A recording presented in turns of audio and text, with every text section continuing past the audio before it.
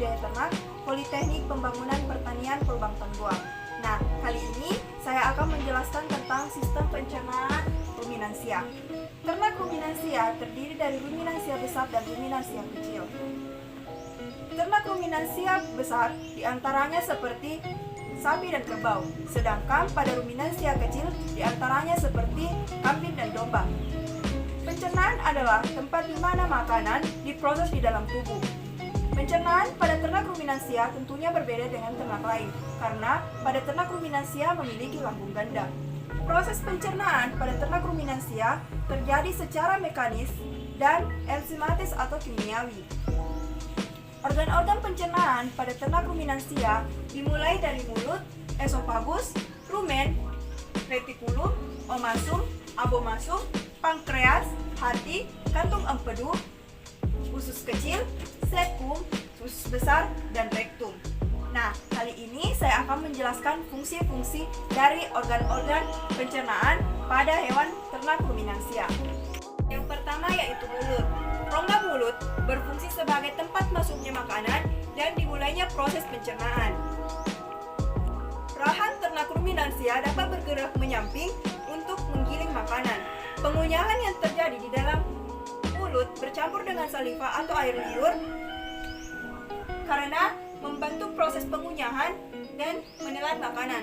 Selain itu, saliva juga memiliki fungsi sebagai buffer yang membantu menetralkan pengaruh asam dari pakan yang dikonsumsi setelah masuk ke dalam rumen. Selanjutnya ada esofagus. Esofagus berfungsi sebagai jalur penghubung antara rongga mulut dengan lambung. Makanan hanya melewati esofagus tanpa melalui proses apapun. Hal ini karena esofagus pada ternak ruminansia umumnya hanya sekitar 5 cm, tetapi mampu melebar untuk menyesuaikan ukuran dan tekstur makanan. Selanjutnya ada retikulum.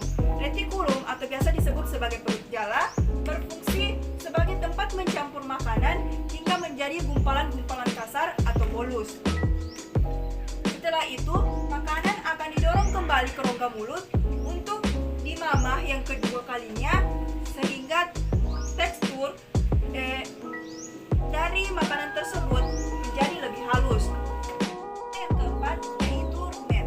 Rumen atau biasa disebut sebagai perut besar berfungsi sebagai tempat penyimpanan sementara makanan yang sudah ditelan dan membantu menguraikan makanan.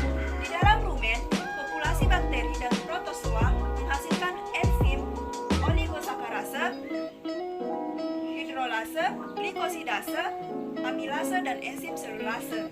Enzim-enzim ini berfungsi untuk menguraikan polisakarida, termasuk selulosa yang terdapat dalam makanan alami mereka. Yang kelima ada omasum. Omasum atau disebut sebagai perut buku berfungsi untuk membantu proses penghalusan makanan secara kimiawi yang dibantu oleh kelenjar enzim dan menguraikan kadar air.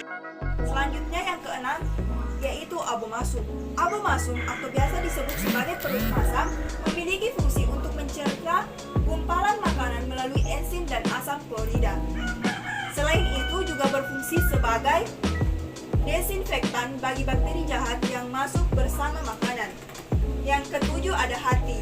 Hati berfungsi untuk memproduksi cairan empedu, metabolisme protein, lemak dan karbohidrat, penyimpanan mineral dan vitamin larut lemak, dan pusat detoksifikasi zat yang beracun di dalam tubuh.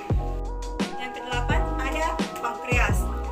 Pankreas berfungsi untuk menghasilkan enzim pencernaan seperti protase, amilase, sukrase, maltase, lipase, dan nuklase, serta berfungsi untuk menghasilkan hormon insulin dan glukagen dan melepaskan ke dalam darah untuk metabolisme karbohidrat. Yang kesembilan ada kantung empedu. Kantung empedu adalah tempat untuk menampung cairan empedu.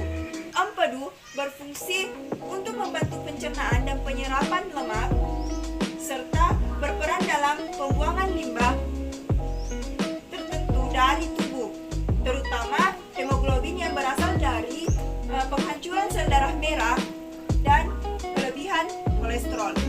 Nah, Yang ke-10 ada usus kecil. Usus kecil berfungsi untuk menyerap sari-sari makanan yang telah diproses di dalam lambung.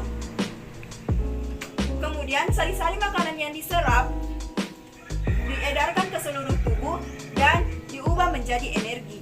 Yang ke-11 ada sepum. Sepum atau biasa disebut sebagai usus buntu berfungsi untuk menyerap cairan dan garam yang masih tersisa setelah selesai pencernaan di dalam usus. Selanjutnya ada usus besar. Sari-sari pencernaan sebelumnya didorong dengan peristaltik usus ke usus besar. Usus besar berfungsi untuk menyerap mineral dan air, kemudian didistribusikan ke seluruh tubuh yang membutuhkan. Sedangkan sisa atau ampas dari penyerapan akan dikeluarkan melalui rektum. Terakhir adalah rektum. Rektum merupakan lubang tempat pembuangan fases dari tubuh hewan ruminansia. Sebelum didorong lewat anus, fases ditampung terlebih dahulu pada bagian rektum. Apabila fases sudah siap untuk dibuang, maka otot speaker pada rektum mengatur pembukaan dan penutupan anus. Sekian yang dapat saya sampaikan. Semoga bisa bermanfaat untuk kita semua. Lebih dan kurangnya mohon dimaafkan. Dan jangan lupa like, komen, dan subscribe. Sekian, wassalamualaikum warahmatullahi wabarakatuh.